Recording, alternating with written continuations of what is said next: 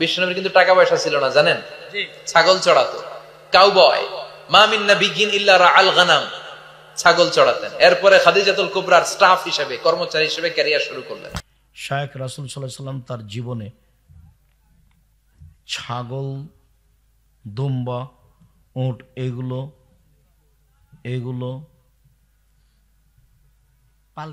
পালতেন। সেই ক্ষেত্রে রাসূল সাল্লাল্লাহু আলাইহি সাল্লামকে কেউ রাখাল বললে কি তার পাপ হবে? কেন পাপ হবে? রাসূল তো রাখালি করেছেন। এখন ও যদি খারাপ নিয়তে বলে সেটা তার ব্যাপার। যারা পরিচালনায় তারাই তো রাখাল। যারা রাসূলকে নিন্দা করে কিছু বলবে সে হত্যার যোগ্য। সরকারি ক্ষমতা থাকলে তাকে আটকে ফাঁসি দিয়ে দিবে। কার যেন স্বভাব কোনোদিন প্রচার করতে হবে না, মুখে বলতে হবে না। বিরোধিতা করে ক্ষমতা দেখে একদিন বেঁচে থেকে লাভ নাই। ১৫০০ বছর পরেও ফেরাউন ডুবে গেছে। কতদিন ক্ষমতা দেখানোর পরে? ১৫০০ বছর। মানে অন্যায়ের একদিন শেষ আছে, অন্যায়ের একদিন শেষ আছে। ও খারাপ আচরণ করেছে। আপনি আজকের ঘটনা বলি, আজকের ঘটনা আপনার এখানে গাড়ি থেকে নেমে সর্বপ্রথম যে একটা ছেলে হাত লাগিয়েছে, বলছে মুফতির কথা শুনে আপনাকে অনেক গালি দিয়েছে, আমাকে মাফ করেন। তা বললাম করলাম। আজকের ঘটনা। যেই জেলাতে যখন যাই তখনই এরকম আমি দেখি দুজন, একজন, চারজন, একজন বলেই যে আমাকে মাফ করে দেন। মানে কার পাল্লাতে পড়ে যে এতই বলা বলেছে, মন ভরে গালি দিয়েছে। তো এখন সে সব সময় ধাক্কা খায় তার অন্তরে। আমি তো তার নাম পড়ি না, আমি তার পাতাই পড়ি না। আমাকে গালি দিতে দিতে যখন ও মোবাইলে কথা বন্ধ করে, তখন আমি আমার পাল্টা রিং দিয়ে বলি, ভাইজান আপনার টাকা শেষ হয়ে গেছে মনে হয়, আরো কোনো গালি ছিল থাকলে দিয়ে নেন। সেটা আমি বলি। ওর গালির আমার কোনো প্রতিক্রিয়া করে না। আর আলহামদুলিল্লাহ, আল্লাহর অশেষ রহমত। একবারে তো প্রথম থেকে আমি জয়পুরহাটে আসি, একবারে প্রথম থেকেই আল্লাহর অশেষ রহমত। কারো বক্তব্য দেখে আমাকে বক্তব্য শিখা লাগেনি, কারো পিছনে পড়া লাগেনি। যেভাবে আপনি দেখছেন একবারে 90 সাল থেকে এইভাবেই আছে। আলহামদুলিল্লাহ, আলহামদুলিল্লাহ, আলহামদুলিল্লাহ। আর আলহামদুলিল্লাহ অনেক হাদিস মুখস্থ আছে, অনেক ঘন্টার ঘন্টা এক এক বিষয় আপনাকে আমি হাদিস শোনাতে পারি। আলহামদুলিল্লাহ। সম্মানিত দিনী ভাই বোন, চলেন এবার আপনার সামনে ধারাবাহিক হাদিস পেশ করি সদাচরণের। সদাচরণ কি জিনিস? সদাচরণই নেকি। নওয়াস ইবনে সামান রাদিয়াল্লাহু তাআলা আনহু বলেন, আমি বললাম আল্লাহর নবী, মাল বিররু ওয়াল ইসম, আল্লাহর নবী একটু বলেন তো নেকি কি জিনিস আর পাপ কি জিনিস? এটা জিজ্ঞাসা। আল্লাহ রাসূল বলেন তো নেকি কি জিনিস আর পাপ কি জিনিস? তখন আল্লাহ রাসূল উত্তরে বললেন, আল বিররু হুসনুল খুলুক, নেকি হলো ভালো আচরণ, নেকি হলো সদাচরণ। এই ছেলে, একদিকে চেয়ে থাকা, আমার দিকে কারো গায়ে হাত দিয়ে বসবা না। আল্লাহর নবী যখন জিজ্ঞাসা করা হলো আল্লাহর নবীকে যে নেকি কি জিনিস, তো আল্লাহ রাসূল বলবেন নেকি হলো তাহাজ্জুদ। আল্লাহ রাসূলকে বলা হলো নেকি কি জিনিস, তা আল্লাহ রাসূল বলবেন হজ, বা বলবেন সুবহানাল্লাহ, আলহামদুলিল্লাহ, আল্লাহু আকবার। তো আল্লাহ রাসূলকে যখন বলা হলো নেকি কি জিনিস, তখন আল্লাহ রাসূল উত্তরে কি বললেন বলেন তো? সদাচরণ। এটাই উত্তর। আচ্ছা, জোহানি বংশের একজন লোক বলছে যে কালু সাহাবিগণ নবীকে বললেন, আল্লাহর নবী, মা খায়রু মাউতিয়াল ইনসান, আল্লাহ যে মানুষকে অনেক অনুগ্রহ দিয়েছেন, তার সবচেয়ে ভালো দামি কোনটা? 2 হাত অনুগ্রহ, দয়া। এটি কি দিয়ে বোঝা যাবে? যার 1 হাত নাই তাকে জিজ্ঞাসা করেন কেমনে কাপড় পরে, কেমনে পানি খরচ করে, কেমনে পানি বদনা দিয়ে ধরে, বদনাটা ধরে, কত সমস্যা, ওকে জিজ্ঞাসা করলে বোঝা যাবে যে দুইখানা হাতের কত দাম। দুই পা যে আল্লাহর নেয়ামত, এটা কাকে জিজ্ঞাসা করলে বোঝা যাবে? যারা এখন পা নেই। তো ছেলে মেয়ে, আহাল পরিবার, টাকা পয়সা, জমি জায়গা সব আল্লাহর নেয়ামত। আচ্ছা বলেন তো আল্লাহর নবী সবচেয়ে ভালো কোনটা? তখন আল্লাহ রসুল বলছেন আল খুলুকুল হাসান, ভালো আচরণ, সদাচরণ। মনে থাকবে না মনে হয়? আল্লাহর পক্ষ থেকে মানুষের উপরে সবচেয়ে বড় ভালো উত্তম নিয়ামত কোনটা? সদাচরণ। যার মুখ খারাপ তার সদাচরণ নেই। যে বউকে গালি দেয়, মানুষজনকে গালি দেয়, খালি ক্ষমতা দেখায়,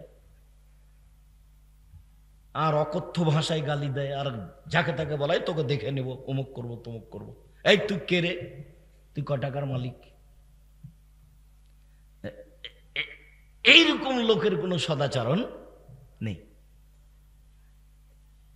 সদাচরণ হলো সবচেয়ে উত্তম নেয়ামত। সদাচরণ,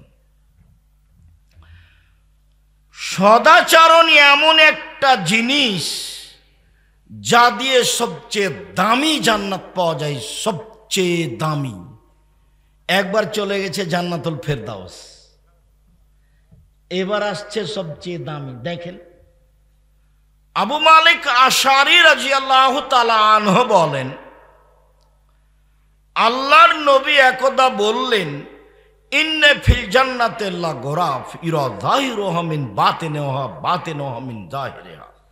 জান্নাতে কতগুলি একটু দামি দামি ঘর রয়েছে, খুব উন্নত মানের পদার্থ দিয়ে তৈরি, যার বাহির থেকে ভিতর দেখা যায়, ভিতর থেকে বাহির দেখা যায়, খালি টক টক টক টক করছে, ঝকঝক করছে, খুব দামি ঘর।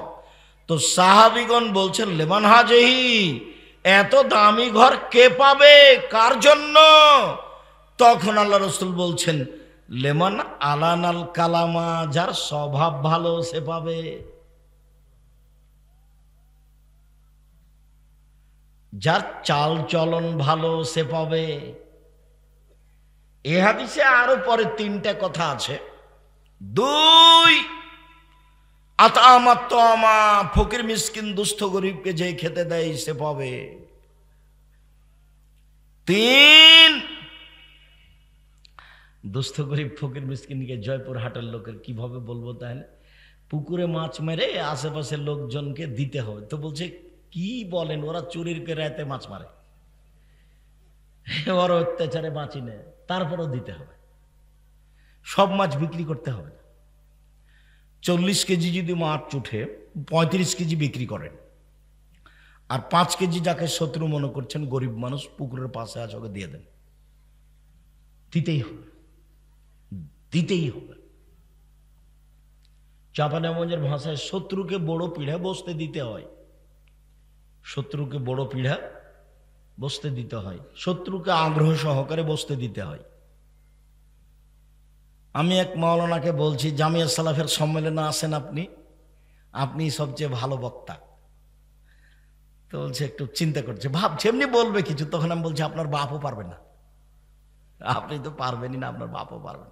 আপনি আমাকে ডাকেন, আপনাকে ডাকা লাগবে না, মুচি দিয়ে বলিয়েন যে আপনার এই সব যেন আসে এখানে। মুচি দিয়ে ডাকলে আমি চলে যাব। এই কথার অর্থ এই নয় যে আমি আব্দুর রাজ্জাক বিন ইউসুফ রাস্তায় পড়ে আছি, জি না। আমাকে ডাকার জন্য আপনাকে লাগবে না, খালি মুচি দিয়ে বলিয়েন, মেথর দিয়ে, যে আব্দুর রাজ্জাক আসেন, আপনি আমাদের সম্মেলনে এসে বক্তব্য দেন। মুচি দিয়ে বললে আমি চলে যাব। এই কথার অর্থ এই নয় যে আমি রাস্তায় পড়ে আছি। বাংলাদেশের সর্ববৃহৎ প্রতিষ্ঠান জামিয়া সালাফিয়া, আয়াতনে সবচেয়ে বড় জামিয়া সালাফিয়া, শিক্ষক সংখ্যায় সবচেয়ে বড় জামিয়া সালাফিয়া, শিক্ষক গুণে মানে সবচেয়ে বড় জামিয়া সালাফিয়া, ছাত্র সংখ্যায় সবচেয়ে বড় জামিয়া সালাফিয়া, শিক্ষক সংখ্যায় সবচেয়ে বড় জামিয়া সালাফিয়া। এদেশের দল মুক্ত প্রতিষ্ঠান জামিয়া সালাফিয়া, সংগঠন মুক্ত প্রতিষ্ঠান জামিয়া সালাফিয়া, হিংসা মুক্ত প্রতিষ্ঠান জামিয়া সালাফিয়া, শিরক মুক্ত প্রতিষ্ঠান জামিয়া সালাফিয়া, বিদআত মুক্ত প্রতিষ্ঠান জামিয়া সালাফিয়া, সর্বোচ্চ শিক্ষা মানে প্রতিষ্ঠান জামিয়া সালাফিয়া, যাতে প্রায় 5,000 ছেলে মেয়ে পড়াশোনা করে। 5,000, 300 জন শিক্ষক শিক্ষিকা, 32 লক্ষ টাকা বেতন লাগে। এবছরের জানুয়ারিতে কি হবে তা এখনো অবগত হতে পারিনি, হলে বুঝতে পারবো, তখন বলবো। রূপগঞ্জ নারায়ণগঞ্জ যে জমি প্রতিষ্ঠান প্রায় 100 বিঘা, যার একদিক থেকে একদিক 9 পয়েন্ট কমে 1 কিলোমিটার। যেটা রাজশাহীতে সেটা 40 বিঘার উপরে, যেটা মেয়েদের জন্য তানোরে হচ্ছে প্রায় 60-70 বিঘার উপরে, 40 বিঘা খালি পুকুর আছে।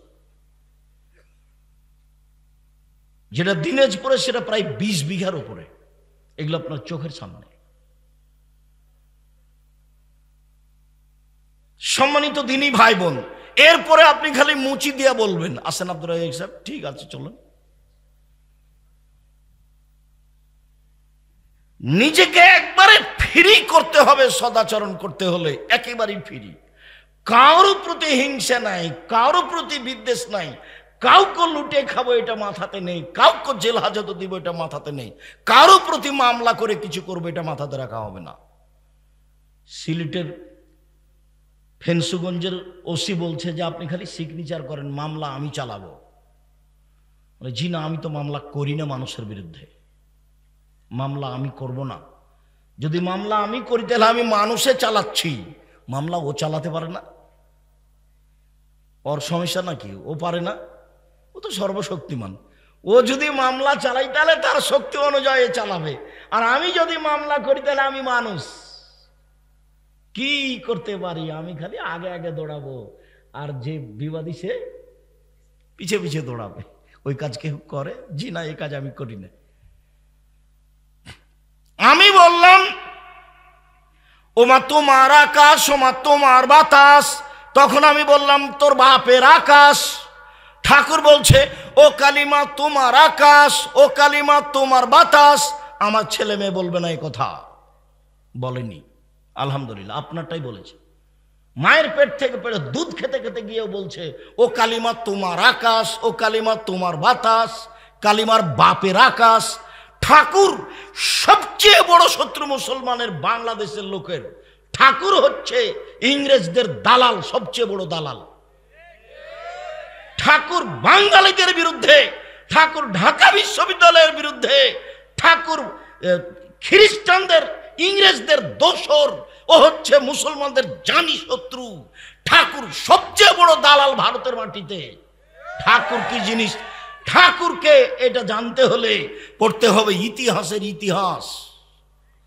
ঠাকুরকে এটা বুঝতে হলে পড়তে হবে বায়জাপ্ত ইতিহাস। ঠাকুরকে এটা জানতে হলে পড়তে হবে চেপে রাখা ইতিহাস, তাহলে বুঝতে পারবেন ঠাকুরকে। আমি বললাম তোর বাপের আকাশ সিলেটে আমার বিরুদ্ধে মামলা করলো 5,000 কোটি টাকার। আমি কাঠগড়ায় উঠলাম, জজ বললেন আপনি কি পিস টিভির আলোচক? আমি বললাম জি, আপনার মামলা খারিজ করে দিলাম। আমি কোনোদিন এ গান বলতে পারি না। আমি বরং বলেছি 71 সাল থেকে বাংলাদেশের মাটিতে কোনো শিক্ষিত মানুষ শিক্ষামন্ত্রী হয়নি। ঠাকুরের গান চলবে কি চলবে না এই বিবেচনায় যারা করতে পারেনি তারা শিক্ষিত মানুষ, এ কথা আমি আব্দুর রাজ্জাক বিন ইউসুফ বলিনি। তারা শিক্ষিত নয়। যারা এই ইংরেজি মাসের প্রথম রাত 31st নাইটে খেলাধুলা করেছে, পটকা ফুটিয়েছে, তারা অশিক্ষিত, তারা বন্য, তারা বর্বর, তারা কুকুর সিরিয়ালের মতো মানুষ।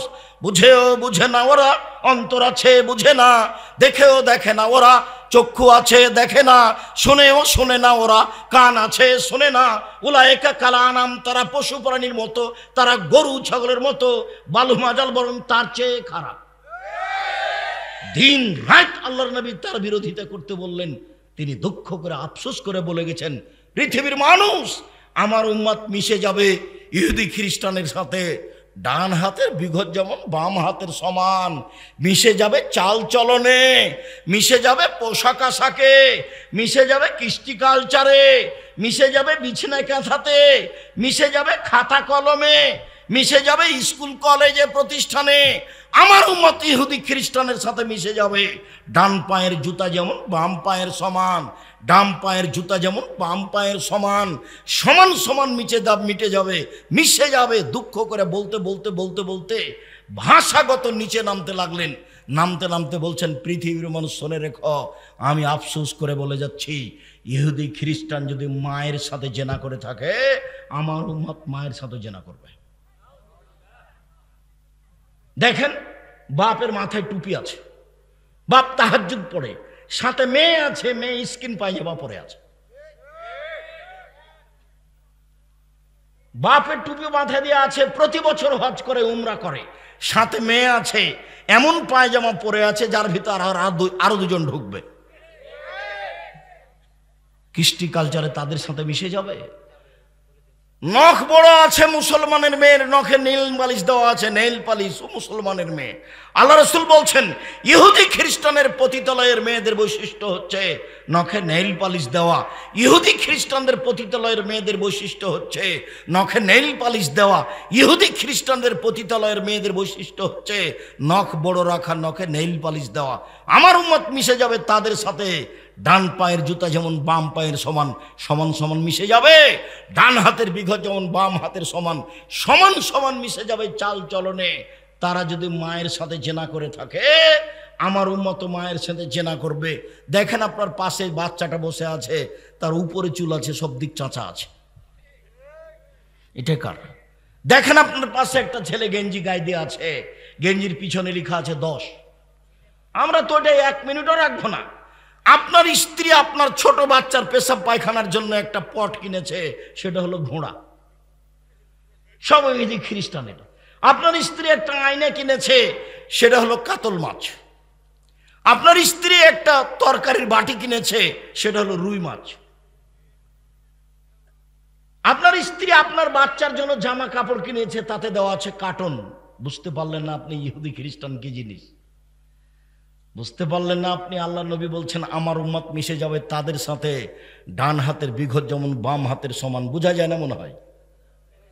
ডান পায়ের জুতা যেমন বাম পায়ের সমান, মানে সমান সমান মিশে যাবে।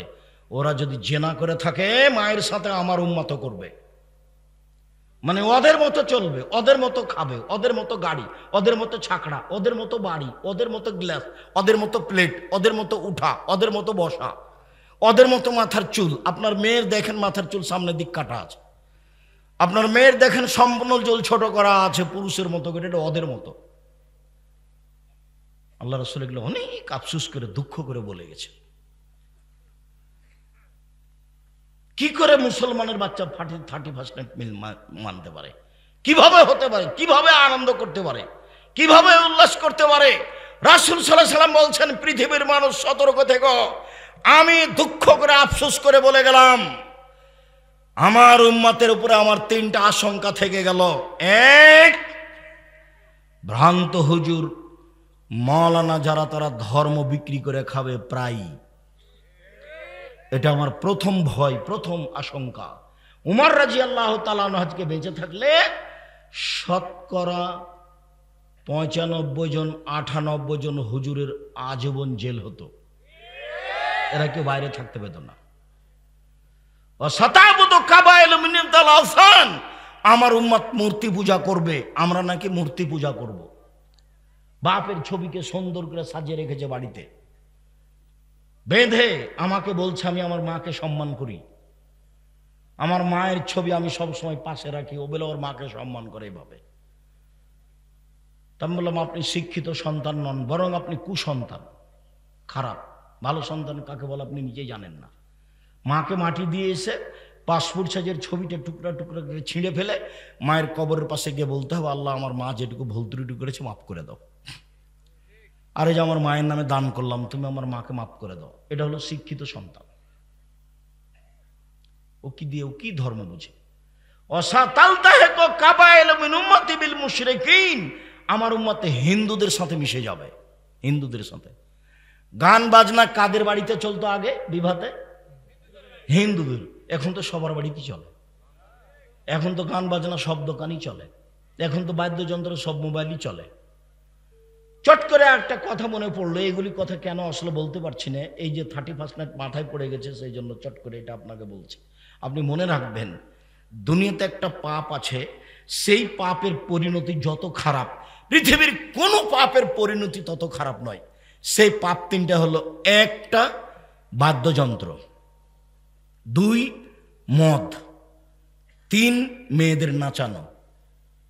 এই 3টে পাপ যদি মানুষে করে তো মানুষ সন্ধ্যায় থাকবে মানুষ, আর সকালে হবে শোর, বানর।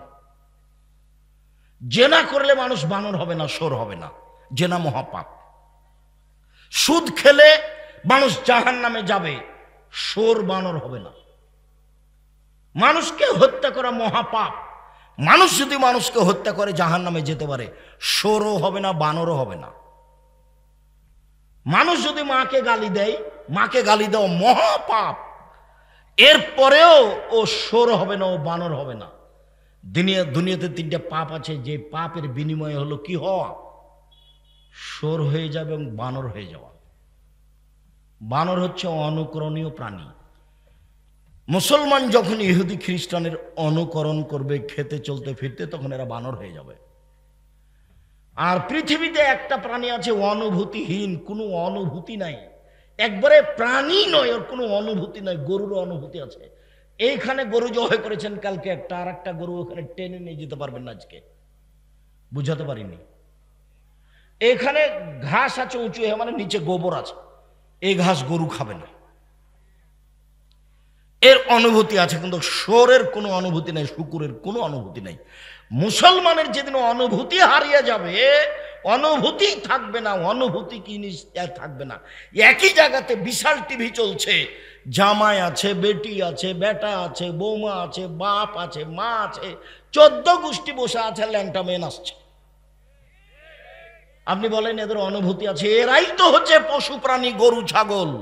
এরাই হচ্ছে ইতর শ্রেণীর মানুষ, এরাই হচ্ছে অশিক্ষিত, এরাই হচ্ছে বর্বর, এরাই হচ্ছে অসভ্য, এরাই হচ্ছে জাতির কলুষিত মানুষ, যারা জাতিকে ধ্বংস করেছে, নিজেকে ধ্বংস করেছে, পরিবারকে ধ্বংস করেছে। এদের ব্যাপারে রাসূল সাল্লাল্লাহু আলাইহি ওয়াসাল্লাম বলছেন, ওরা কুকুর শ্রীগালের চেয়ে খারাপ। কি করে হতে পারে?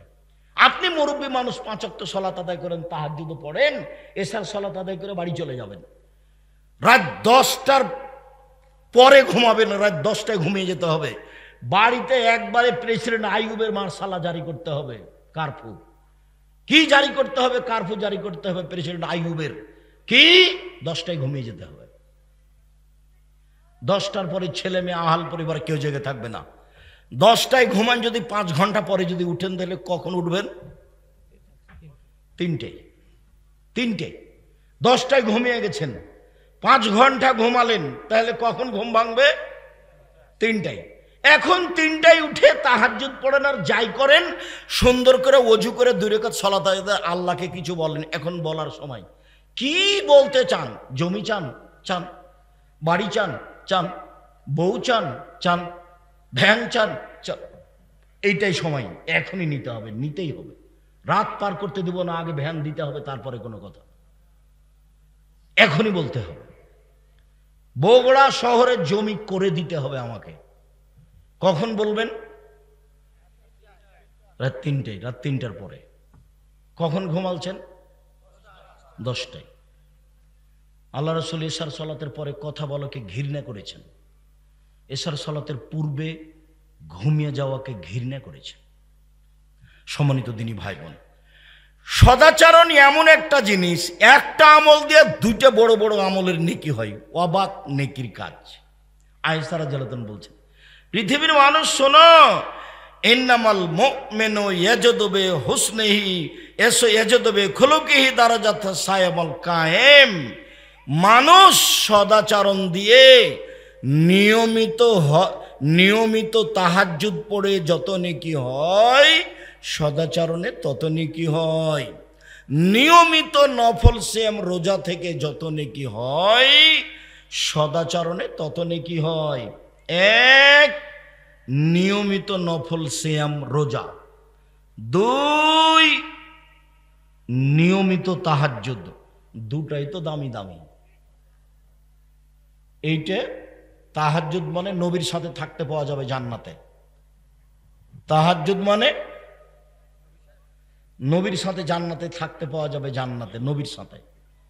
নবীর সাথে কিন্তু জান্নাতে থাকার আর একটা খুব মজার পথ আছে, সহজ। সেটা হলো 2টা বেটি মেয়ের লালন পালন করবে, যে বিবাহ দিয়ে দিবে, যে সে নবীর সাথে থাকতে পাবে একসাথে। 2টা মেয়ে হলে তো আপনার মাথায় খারাপ, আর 3টা মেয়ে হলে তো আপনার দাদি আর আপনার নানি বলবে যে বউ তালাক দিয়ে দে ভাই, এ বউ চলবে না। আর যদি 3টা মেয়ে হয়, আল্লাহ রাসূল বলছেন 3টে, তাহলে ওই বাপ জাহান্নামে যাবে, প্রশ্নই আসে না। 3টে মেয়ে বিচারের মাঠে এইভাবে বেঁকে যাবে, ওদিকে জাহান্নাম, এদিকে ওদের বাপ, আর মধ্যে ওরা 3জন বলবে আগে জান্নাতে দেন আমার বাপকে, তারপরে কোনো কথা নেই। বাপ পাপ করেছে না কি করেছে সেটা আমি দেখতে চাচ্ছি না, আমার বাপকে আগে জান্নাতে দিতে হবে, তারপরে কোনো কথা। মেয়েরা এভাবে দাঁড়াবে, 3টে মেয়ে, ওদিকে জাহান্নাম, এদিকে তার বাপ, আর এদিকে মধ্যে ওরা 3জন মেয়ে। হেজাবান মিনান্নার, কুন্নাল্লাহু হেজাবান মিনান্নার ইয়াউমাল কিয়ামা। মেয়ে 3টি অন্তরাল হয়ে যাবে। 10টা ছেলেকে মাস্টার ডিগ্রি পড়ালে 1 পয়সা লাভ নেই। পড়াবো কেন? জন্ম দিয়েছে এই জন্য, নইলে যা পাপ করবে সব আপনার। তো যেহেতু ছেলে জন্ম দিয়েছেন, ছেলে হলে কত খুশি বাপ, খালি ঠান্ডা হয়ে গেছে, মা খুশি, বাপ খুশি, খালি ঠান্ডা হয়ে গেছে, মুখখান খালি জলজল জলজল করে। নানি খুশি, দাদি খুশি, সবাই খুশি, ছেলে হয়েছে। পিটিয়ে বের করে দিদি কদিন পরে বাড়ি থেকে, মরার আগে আপনাকে মেরে জমি দখল করবে আপনার মরার আগে। ভালো করে মানুষ করার চেষ্টা করেন। 7ম দিনে আকিকা দিবেন, 14 দিনে চলে না, 21 দিনে চলে না। জাতির কাছে ধর্ম পরিবর্তন করতে আসেনি কোনোদিন। কানা হোক, খোড়া হোক, ন্যাংড়া হোক, ছেলের জন্য 2টা, মেয়ের জন্য 1টা, 7ম দিনেই করতে হবে। 7ম দিনেই মাথা নেড়ে করতে হবে, ডাক্তার যা বলবে বলুক। চুল সমপরিমাণ, রূপা সমমূল্য দান করে দিতে হবে। 7ম দিনেই নাম রাখতে হবে। 1 আকিকা দিতে হবে, ছাগল ছাগি, দুম্বা দুম্বি, ভেড়া ভেড়ি, গরু নয়, উট নয়। 2 নাম রাখতে হবে। 3 মাথা নেড়ে করতে হবে।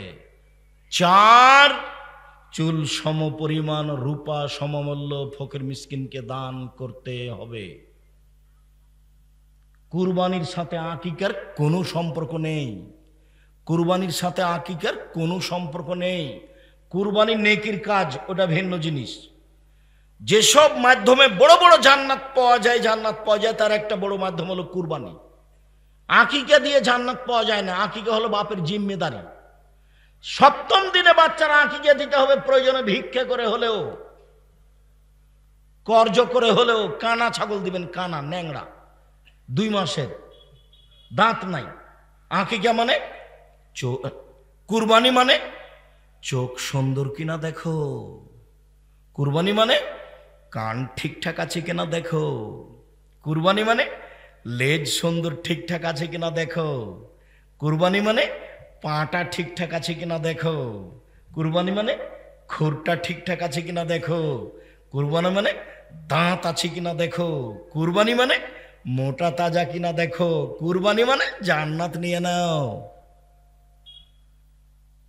আর আকিকা মানে ভিক্ষা করে দিতে হবে। বোঝা যায় না কথা? এটা ভিন্ন জিনিস, ওটা ভিন্ন জিনিস।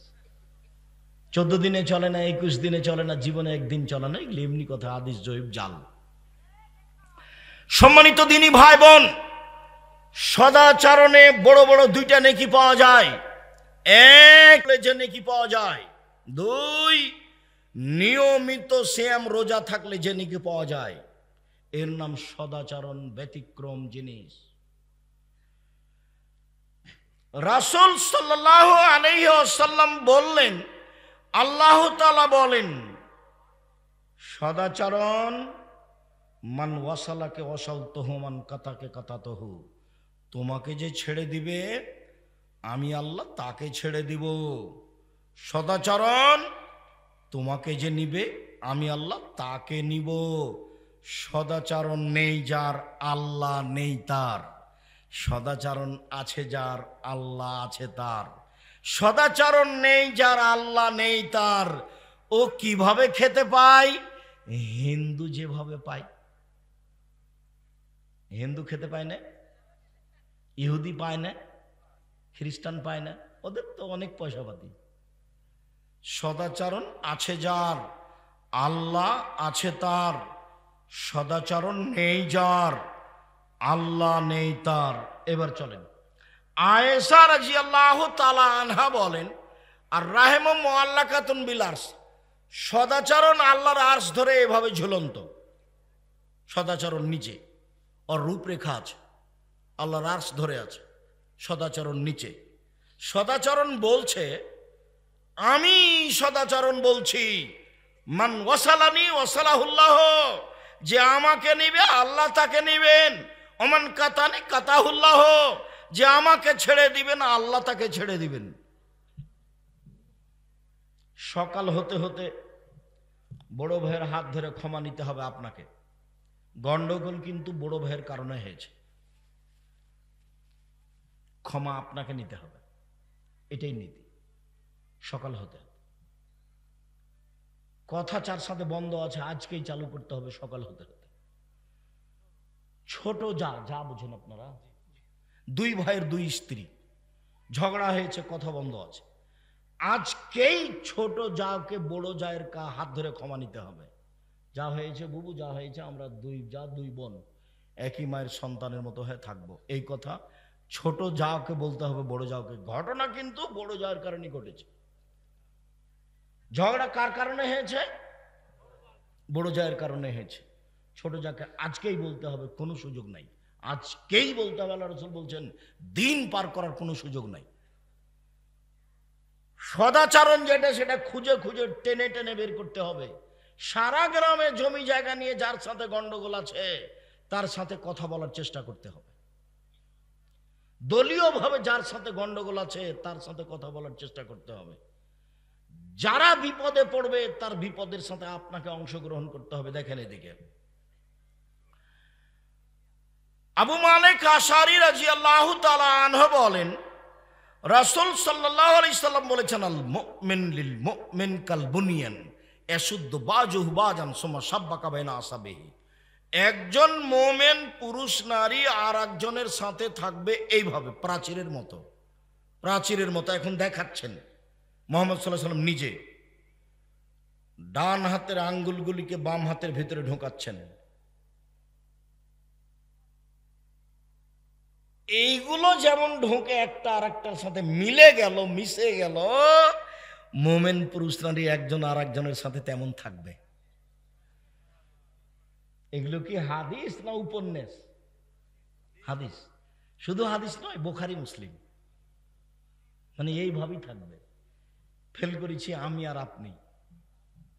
রাসূল সাল্লাল্লাহু আলাইহি সাল্লাম মুনাফিক আব্দুল্লাহ বিন উবাই বিন সলুলকে কোনোদিন নিজের দল থেকে বের করে দেননি। উনি জানতেন এ হলো সবচেয়ে বড় মুনাফিক। মুহাম্মদ সাল্লাল্লাহু আলাইহি সাল্লাম জানতেন এ হলো সবচেয়ে বড় মুনাফিক, কিন্তু কোনোদিন বের করে দেননি। দল মানে সমস্যা। যাকে বের করে দিন সে আপনার উল্টা চলবে, আপনার খারাপটাও খারাপ, ভালোটাও খারাপ। এটা গতি। আর আপনি তো দিন রাত দেখতে পাচ্ছেন দুনিয়াতে। আজকে থেকে আপনি আমার দিনী ভাই, এই ছেলে, জেহেনকে একবারে খালি করে নেন, কিচ্ছু নাই জেহেনে, একবারে খালি মানুষ। ঘুম থেকে উঠবেন, হাদিসে এসেছে, সহিহ হাদিস, বুখারী মুসলিমের নয়। আল্লাহ রাসূল একটা লোকের ব্যাপারে বলছেন যে ওই লোকটা জান্নাতি। তো আরেকজন বলছে কি ব্যাপার, আল্লাহ রাসূল তাকে জান্নাতি বললেন কেন, দেখি তো। তো তার বাড়ি চলে গেল, তার সাথে থাকে, বলে না। 3 দিন থাকলো, খেলো। তো সে ব্যক্তি বলছে আপনি কেন এসেছেন বলেন, কি কাজে এসেছেন? তো কিছু বলে না। এবার চলে যাচ্ছে লোকটা 3 দিন পরে। তো এখন যার বাড়িতে গেছিল তাকে বলছে যে আপনি কেন এসেছিলেন, কিছু তো বললেন না। বলছে আলো আর বলেন না, আপনার ব্যাপারে আল্লাহর নবী বলছেন ও জান্নাতে যাবে, তো আপনার তো আমি কোনো আমল দেখলাম না, আপনাকে তাহাজ্জুদ পড়তেও দেখলাম না, আপনাকে বেশি বেশি কোরআন তেলাওয়াত করতে দেখলাম না, কিন্তু আপনি জান্নাতি আল্লাহ রাসূল ঘোষণা দিলেন, এটা কিভাবে আমার বুঝে আসলো না। তখন লোকটা বলছে যে আমিও বুঝতে পারি না কিভাবে আল্লাহ রাসূল এই কথা বললেন, তবে আমি যখন ঘুমাই তখন আল্লাহকে বলি, আল্লাহ আমি ঘুমাচ্ছি, কারো ব্যাপারে যেন আমার লেনদেনের কোনো সমস্যা না থাকে, কারো ব্যাপারে যেন আমার হিংসা বিদ্বেষ না থাকে, কারো ব্যাপারে যেন আমার কোনো দুর্বল ধারণা না থাকে। একবারে জেহেনকে মুক্ত করে, দুর্বল ধারণা হতে মুক্ত হয়ে, বদনাম গীবাত হতে মুক্ত হয়ে ঘুমিয়ে গেলাম। এইটা করি তো বলছে যে এটাই হবে কারণ। এই জন্য আল্লাহ নবী তাকে জান্নাতে ঘোষণা দিয়েছেন। ও তো তাহাজ্জুদ পড়ে না, কারো ব্যাপারে কথা বলে না। একবারে মনে রাখবেন, 1 5 ওয়াক্ত সালাত, 2 হালাল রুজি, 3 কোরআন তেলাওয়াত, বেশি না পারলে সূরা ইখলাস 3 বার পড়ে বলবেন আল্লাহকে, এই যে কোরআন মাজিদ পড়লাম, কোরআন মাজিদ পড়লাম, সূরা ইখলাস 2 মিনিটে 3 বার, 1 মিনিটে 3 বার দিয়ে আল্লাহকে বলবেন এই যে কোরআন মাজিদ পড়লাম। পড়ে রাখতে হবে কোরআন মাজিদ। কোরআন মাজিদ যদি বিচারের মাঠে উল্টা চলে যায়, কঠিন অবস্থা, উল্টা যেতে পারে, না পড়লেই যাবে। বুঝে পড়েন আর না বুঝে পড়েন, পড়াই লাগবে। নেকি এটা ভিন্ন জিনিস, বিচারের মাঠে আপনার পক্ষে কথা বলবে এটা হলো জোরালো জিনিস। যারা রাতে সূরা মুলক পড়ে ওদের জান্নাত কবরে শাস্তি হবে না। যারা রাতে সূরা মুলক পড়ে বিচারের মাঠে গিয়ে আল্লাহকে বলবে ওকে জান্নাতে দেন, তারপরে সরবো এখান থেকে, তাছাড়া যাব না। বলে ওই 3টা মেয়ের মতো হয়ে যাবে সূরা মুলক। আর সূরা বাকারা আর সূরা আলে ইমরান ওইটা ভিন্ন জিনিস। ওকে একবারে তর্ক বিতর্ক লাগিয়ে দেবে আল্লাহর সামনে, ঝগড়া তুমুল ঝগড়া চলবে আল্লাহর সাথে। সূরা বাকারা সূরা আলে ইমরান জি না জান্নাত না, ওরা পাপী, আরে যে জান্নাতে যাবে তারপরে কোন, আমি সূরা বাকারা বলছি। আল্লাহর নবী সুপারিশের জন্য অনুমতি নেবেন আল্লাহর কাছে, একটা বিশেষ ঘরে গিয়ে সিজদায় পড়বেন। সিজদায় পড়বে তখন আল্লাহ বলবেন মাথা উঠান, কি বলছেন বলেন, কি চাচ্ছেন বলেন, যেটা বলবেন সেটাই শুনবো, বলেন। এখন মাথা উঠিয়ে বলবেন যে তাহলে আমার উম্মতকে জাহান্নাম থেকে জান্নাতে বের করে দেওয়া হোক। 1 বার 2 বার 3 বার অনুমতি লাগবে আল্লাহর নবীকে আমাদের জন্য সুপারিশ করতে আল্লাহর কাছে সিজদায় পড়ে। সূরা বাকারা আলে ইমরানের কোনো অনুমতি নাই, একবারে সরাসরি লেগে যাবে আল্লাহর সামনে আপনার পক্ষে। হ্যাঁ, আপনার তো অলসতায় দিন কাটলো, আর খালি ঝগড়া, আর খালি বিদ্বেষ, আর খালি দোকানে বসে আড্ডা। তোবা করেন, তোবা, জীবনে কোনোদিন দোকানে বসবো না। দোকানে গেছেন 1 কেজি লবণ, 250 মরিচ। এই ছেলে আসসালামু আলাইকুম, তোমাদের দোকানে লবণ আছে? জি আছে। মরিচ আছে? আছে। 1 কেজি মরিচ দাও, 1 কেজি লবণ দাও, 200 মরিচ দাও। নেওয়া হয়েছে, এ নাও টাকা, আসসালামু আলাইকুম। এই পর্যন্ত থামবেন। 3 জন 4 জন বসে তো গল্প করা হারাম, তার নাম আড্ডা পিটা, ওখানে বদনাম আছে। জীবনে এই কাজ করবেন না, 4টা জিনিস মনে রাখেন। আবু হুরায়রা রাদিয়াল্লাহু তাআলা আনহু বলেন, রাসূল সাল্লাল্লাহু আলাইহি ওয়াসাল্লাম বলেছেন, আল মুমিন লিল মুমিন কারাজুলিন ওয়াহিদ, সারা পৃথিবীর মানুষ একটাই। নেন এবার কত কঠিন কথা, হাদিস তো বুখারী মুসলিম। সারা পৃথিবীর মানুষ একটাই। ইনিস্তাকা আইনহু ইস্তাকা কুল্লহু, চোখ ব্যথা করলে সব শরীরে ব্যথা বোঝা যায়। আপনি বিপদে পড়লে আমিও বিপদে পড়েছি, তাই তো আমি মুমিন। বারবার বলছি ভাইজান কি হবে, কি করতে চাচ্ছেন, কি করা যায় বলেন। রাত্রে খুব হইচই, তাড়াহুড়া করে দরজায় এসে আসসালামু আলাইকুম, ভাইজান কি ব্যাপার, ছেলে কাঁদছে কেন? আরে বলেন এই দুর্ঘটনা, খুব কি করতে হবে বলেন, অ্যাম্বুলেন্স নিয়ে আসবো, ডাক্তার ডেকে নিয়ে আসবো, কি করা যায় বলেন। মানে ও যা বিপদে পড়েছে মনে হচ্ছে যে আপনি তার চেয়ে বেশি। বুঝাতে পারি না মনে হয়। এটা হলো মুমিন, এটা হলো একজন। ইনিস্তাকাইনো ইস্তাকা কুল্লু, চোখে ব্যথা হলে সব ব্যথা বুঝতে পারে। ইনিস্তাকারা হচ্ছে ইস্তাকা কুল্লু, মাথায় ব্যথা হলে সম্পূর্ণ শরীরে ব্যথা বুঝতে পারে। একজন বিপদ হলে সারা গ্রাম বিপদে পড়ে, সবাই তাকে নিয়ে ব্যস্ত থাকে। তার নাম সকল মোমেন পুরুষ নারী একজন।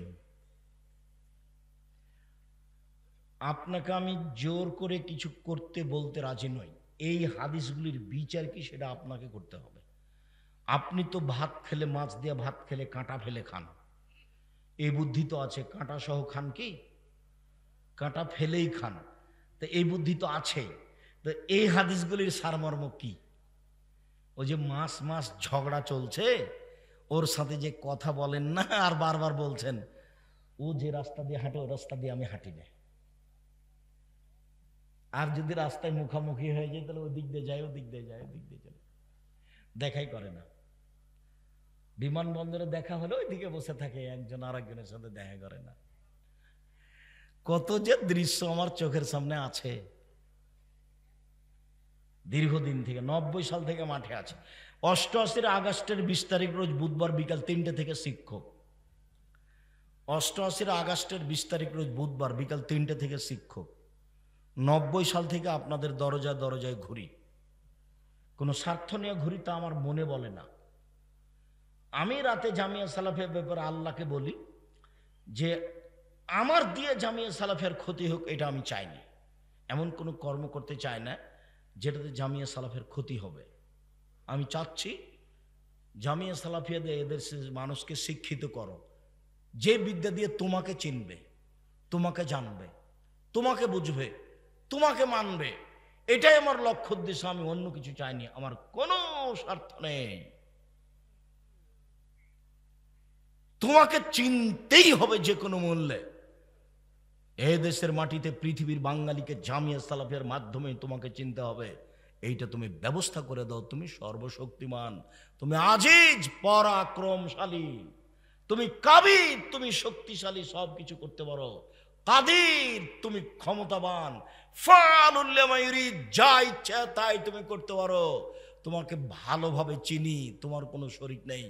জেনে শুনে চিনেই বলছি তোমাকে, তুমি তোমার ক্ষমতা দিয়ে সব সমস্যা দূর করে দাও। ভুল ত্রুটি থাকলে নিজেকে সংশোধন করে দাও। পাপের জন্য বলবেন আমি বড় অপরাধী, আমি বড় গুনাহগার। তুমি বড় দয়াবান, তুমি বড় রহমান। তোমার কাছে ক্ষমা ভিক্ষা চাই, তুমি ক্ষমা ভিক্ষা দাও। তাকওয়া ভিক্ষা দাও, ইজ্জত সম্মান তোমার কাছে ভিক্ষা চাই। এইগুলি ভিক্ষা দিয়ে আমাকে সম্মানিত করো।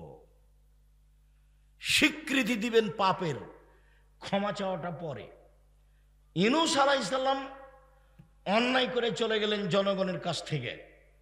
শেষ পর্যন্ত নৌকাতে টিকতে পারলেন না, নৌকার মালিক তাকে পানিতে ফেলে দিলেন, মাছ খেয়ে নিল। এখন ইউনূস আলাইহিস সালাম বলছেন, লা ইলাহা ইল্লা আনতা সুবহানাকা ইন্নী কুনতু মিনাজ জালিমিন। তুমি ছাড়া কোনো মাবুদ নেই, তোমার পবিত্রতা বর্ণনা করি, আমি অপরাধী। ক্ষমা চাইলেন কোথায়? ক্ষমা তো চাইনি। আদম আলাইহিস সালাম তো ক্ষমা চাচ্ছেন, রব্বানা যালামনা আনফুসানা ওয়া ইল্লাম তাগফির লানা ওয়া তারহামনা লানাকুনান্না মিনাল খাসিরিন। আমরা দুইজন ভুল করেছি, তুমি যদি আমাদের ক্ষমা না করো, তুমি যদি আমাদের দয়া না করো, তাহলে আমরা দুইজন ক্ষতিগ্রস্ত হব। স্বামী স্ত্রী বলছে। মুসা আলাইহিস সালাম এক থাপড় দিয়ে একটা মানুষকে বেরে বলছেন, রব্বি ইন্নী যালামতু নাফসি ফাগফিরলি, প্রতিপালক আমি ভুল করেছি, আমাকে মাফ করো। ইউনূস আলাইহিস সালাম এগুলো বলছেন না। লা ইলাহা ইল্লা আনতা, তুমি ছাড়া কোনো মাবুদ নেই, তোমার পবিত্রতা বর্ণনা করি, আমি অপরাধী। আল্লাহ বলছেন, আমি তো ইউনূসকে বিপদ থেকে বাঁচিয়েছি। যদি ইউনূস এই দোয়া না পড়তো তাহলে ইউনূসকে আমি মাছের পেটে কিয়ামত পর্যন্ত রেখে দিতাম। ইউনূস নয়, পৃথিবীর যে কোনো পুরুষ নারী যে কোনো বিপদে পড়ে এই দোয়া পড়বে, আমি আল্লাহ তাকে বাঁচিয়ে দেব। এ কথা আল্লাহ বলছেন, এ কথা নবীও বলছেন। এ কথা আল্লাহ বলছেন, এ কথা নবীও বলছেন। যে কোনো বিপদে পড়বে বলবে, আমি তাকে রক্ষা করব। সম্মানিত দিনী ভাই বোন, ইবাদতের জগতে সবচেয়ে দামি ভারী ইবাদত হলো সদাচরণ। আরেকটা ভারী আছে, তবে সবচেয়ে ভারী নয়, তবে ভারী। আল্লাহ রাসূল বলছেন কালেমাতানে, দুইটি বাক্য, খাফিফাতানে আলাল লিসানে, উচ্চারণে হালকা, হাবিবাতানে আয়ালার রহমানে, রহমানের কাছে প্রিয়, সাকিলাতানে ফিল মিজানে, দাড়ি পাল্লায় ভারী, সুবহানাল্লাহি ওয়া বিহামদিহি সুবহানাল্লাহিল আযীম। ভারী, তবে সবচেয়ে ভারী নয়। বলেন তো সবচেয়ে ভারী কি জিনিস? সদাচরণ। সম্মানিত দিনী ভাই বোন, আমি আপনাদেরকে পরিবার নিয়ে ভালোভাবে থাকার জন্য অনুরোধ জানাচ্ছি, পরিবারের উপরে খুব শক্ত হওয়ার জন্য অনুরোধ জানাচ্ছি, জোরালোভাবে পরিবারকে কন্ট্রোল করার জন্য অনুরোধ জানাচ্ছি। স্বামী স্ত্রী 10টার সময় ঘুমিয়ে যাবেন, দুইজনই রাত 3টা 4টায় উঠে নিজের কথা বলবেন, এই ব্যাপারে আমি অনুরোধ করছি। ছেলে মেয়েকে 5 ওয়াক্ত সালাতের জন্য বলবেন, শিরক বেদাত থেকে মুক্ত থাকবেন, মানুষের সাথে খারাপ আচরণ হয়ে গেলে ক্ষমা চাইবেন, যার সাথে ঝগড়া গন্ডগোল হয়ে আছে আগামীকাল সন্ধ্যা হতে হতে তারা হাত ধরে ক্ষমা নেবেন, সম্ভব হলে রাতেই নেবেন। কোনো মহিলার সাথে কথা বন্ধ করে থাকতে পাবে না। মায়ের সাথে বেটি, বেটির সাথে মা, বোনের সাথে বোন, ভাইয়ের সাথে বোন। জমি নিয়ে গন্ডগোল হয়ে গেছে, ভাই বোনের সাথে কথাই বলে না, বোন ভাইয়ের সাথে কথা বলে না। এটা আবার জয়পুরহাট। আব্দুর রাজ্জাক সাহেব, জয়পুরহাট মানে কি বললেন? কেন কি বললাম? মানে জয়পুরহাট মানে লালমিহাট, নীলফামারী, কুড়িগ্রাম, পঞ্চগড়, ঠাকুরগাঁও, গাইবান্ধা, জয়পুরহাট, বগুড়া, এরা বোনকে জমি দেয় না। না, আপনি যেভাবে বললেন সেভাবে নয়, এক চাটিয়া দেয় না তা নয়, অনেকেই দেয় না। হ্যাঁ ঠিক আছে, অনেকেই দেয় না, বেশিরভাগই দেয় না। তখন আমি আপনার ছেলেকে বললাম, এই ছেলে বলো তো, তোমার দাদা মারা গেছে 15 শতক জমি রেখে, তো তোমার বাপ নিবে 10 শতক আর তোমার ফুফু নিবে 5 শতক। তুমি বলো তো, তোমার বাপ নিবে সকালে আর তোমার ফুফু নিবে বিকালে, এরকম না একসাথে? তো ছেলেটা বলছে একসাথে। তখন আমি বললাম যে দেখো, তোমার বাপকে বলে দিও, তোমার বাপকে কিন্তু আমি কুকুর সিরিয়ালের চেয়ে খারাপ মনে করি। তোমার বাপকে বলে দিও, আব্বা ভাগ্য নিয়ে এসেছি, আব্বা ভাগ্যে যদি জমিদারি থাকে তাহলে জমিদারি করে খাবো, ভাগ্যে যদি ভিক্ষা করা থাকে ভিক্ষা করেই খাবো। আব্বা ফুফুর জমি দিয়ে দেন, ফুফুর জমি খেয়ে পরকাল হারাতে আমরা রাজি নই। ভাগ্যে জমিদারি থাকলে জমিদারি করে খাবো, ভাগ্যে যদি ভিক্ষা চাওয়া থাকে ভিক্ষা করে খাবো। আজকেই সন্ধে হতে হতে ফুফুকে ডেকে পরামর্শ করে তাদের জমি বুঝিয়ে দেন। দিতেই হবে, দিতেই হবে। চাঁপাইনবাবগঞ্জের ভাষাতে আপনি দিবেন, আপনার বাপকে দিতে হবে, কোনো আপোষই নেই। আপোষে বোনের সাথে এমনটা আপোষ করতে পারেন যে এটা তো আমার ভিটা বাড়ি, তো এটা তো আব্বার ভিটা, এখানে তো আমি আছি, আমার 3-4টা ছেলে মেয়ে, তুই তো জানিস, তো তাহলে জমি জায়গার ব্যাপারে তাহলে আবাদিগুলো দিতে একটু পরামর্শ করে, ঠিক আছে ভাই তুমি যেখানে ভালো মনে করো সেখানে দাও না, ঠিক আছে আমি আবাদিগুলো তোমাকে একটু বেশি দিয়ে দিচ্ছি। এটা সমন্বয় করে, বোনের সাথে সমন্বয় করেন, কোনো কথা নেই। না দিয়ে সমন্বয় করবেন না, দিয়ে সমন্বয় করবেন। দিয়ে এসেছে, জমি চেয়েছে, এসেছে, তুমি আগে তুই বাড়ি থেকে বের হ, তারপরে কোনো কথা। জমি চেয়েছে সেই জন্য সম্পর্ক বন্ধ হয়ে আছে। সদাচরণ আছে এগুলো। দল করলে সদাচরণ টিকবে না, সংগঠন করলে সদাচরণ টিকবে না, মারামারি করলে সদাচরণ টিকবে না, ঝগড়া করলে সদাচরণ টিকবে না, হিংসা করলে সদাচরণ টিকবে না। হিংসা, হিংসা। আমার দোকান ফিরোজের দোকান পাশাপাশি, খালি মানুষ এসে ফ্রিজের দোকানে জিনিস নেই, ফ্রিজের দোকানে জিনিস নেই। কিছুক্ষণ পরে একটা লোক আমার কাছে এসেছে, তখন আমি বলছি ওখানে যান কেন, ওখানে যান কেন? জানেন না 10 টাকার জিনিস 20 টাকা ধরে, এর নাম হিংসা। তখন সদাচরণ থাকে না। আপনারা আমার দিনী ভাই বোন, আমি আপনাদের ভালোবাসি, আমরাও মানুষ। আল্লাহর কাছে গভীর রাতে বলছি, আল্লাহ আমাদের ভুল ত্রুটি তুমি মাফ করো। সদাচরণ দিয়ে যেন আমরা তোমার জান্নাত পেতে পারি, এই ব্যবস্থা তুমি করে দাও। তুমি আমাদের ভুল ত্রুটি মাফ করো। তুমি সর্বশক্তিমান, তুমি সবকিছু করতে পারো। তুমি আমাদের ভিতরে যে হিংসা জিনিসটা আছে সেটা দূর করে দাও। আমাদের ভিতরে যে আরেকজনের ব্যাপারে শত্রুতা, খারাপ, কষ্ট, দুঃখ, বেদনা আছে, সেটা দূর করে দে, খালি করে দে, ওকে ভালোবাসার ব্যবস্থা করে দাও, ওকে যেন সকালে যেন সালাম দিতে পারি এই ব্যবস্থা করে দাও। তোমার দরবারে আলোচনা শেষে জোরালোভাবে দাবি দেওয়া রেখে আজকের আলোচনা এখানে শেষ করছি। ও বই আছে, আব্দুল্লাহর বই আছে আপনার ফিলিস্তিন, আর আব্দুল্লাহর বই আছে আপনার মিন্নাতুল বারি, বুখারীর ব্যতিক্রম ব্যাখ্যা, আর আলিতেসাম পত্রিকায় সবাই নিয়ে যাবেন। আর সদাচরণ, আজকের বিষয় যেটা, সেটা হলো সদাচরণ।